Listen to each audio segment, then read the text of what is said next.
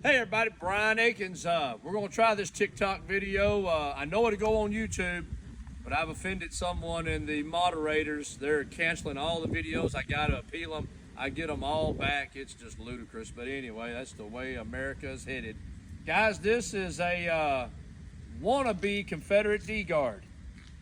I get paid to authenticate these, write letters on them. Sometimes people are wanting to get their money back from another person selling it or an auction house. This one's actually, they went the extra mile on this one. Notice here, T.L. Pruitt, Prattville, Alabama. If this knife would have been real, I mean, gosh, it would have brought 30,000, 20, 30,000 bucks. But this is a reproduction of an Alabama-made Pruitt knife.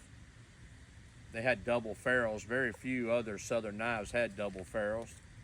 But this is not a real one. Hang with me. Another fake knife. Sometimes when I pay them, I send them their letters, and sometimes they don't even want the knives back if they can't get their money back. This knife is also marked, probably made by the same person, or the same company. This one's marked McElroy, Macon, Georgia. I see these a lot at the shows. I mean, I try not to stick my nose in anybody else's business, but just a bad fake. But you'll see one of these two examples here, or three examples, you'll see at every show. We'll go back over here in a minute, some things to look for. Here's one that really went the extra mile on. Blade's pretty nice, actually. Here's one thing to look for on these knives. Notice how that wood handle kicks out at the pommel. You don't want to see that in a Confederate knife. And one more thing, somebody put a star with an 8 in it for 8th Texas. This one was actually identified. Guy paid a fortune for it, but whatever. And whoever the guy that humped it up, they actually had a scabbard made for it. And this is scary. I've actually seen these scabbards made for short artillery swords on a lot of people's tables for sale. Absolutely reproduction. Only thing old about it is maybe the guy that made it, he might be 60, 70 years old, but this scabbard is brand new.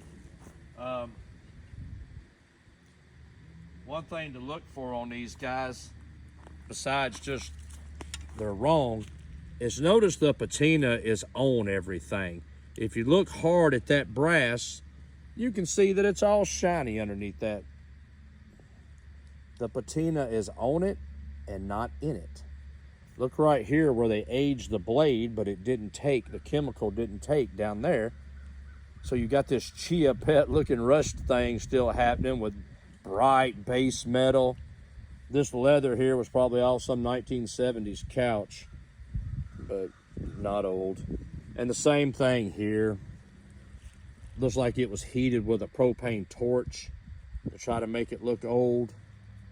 You can see the ring around the peen. You think ring around the collar is bad, ring around the peen ain't worth a flip either. Then of course here, this is some old tin. Old tin off a barn. I guess it was painted green at one time. The leather's brand new, but again, look right there. You can see, just like on that metal, you can see that old brown leather underneath there. And then the dye just did not stay consistent with it. And of course the handle. Another thing is, this blade, it's a boat anchor. You'd have to have a belt and suspenders on to carry this one down the driveway. I mean, that blade is just crap. This one too, the blade it's just lifeless feeling. It's heavy, it's got no soul. And this blade, I like. This even could be a foreign knife. I don't major in foreign knives, but this could be a Filipino or some knife that actually has a little bit of age. And then they did whatever they did to it and had the sheath made. All right, guys. I'm Brian Akins, reproduction.com. I'm fixing to go in here and put something on the website. If you need anything, feel free to reach out. I do a lot of authentications for, hell, I even got museums hollering, Brian, what we got? All right, I'm Brian Akins, reproduction.com. See you.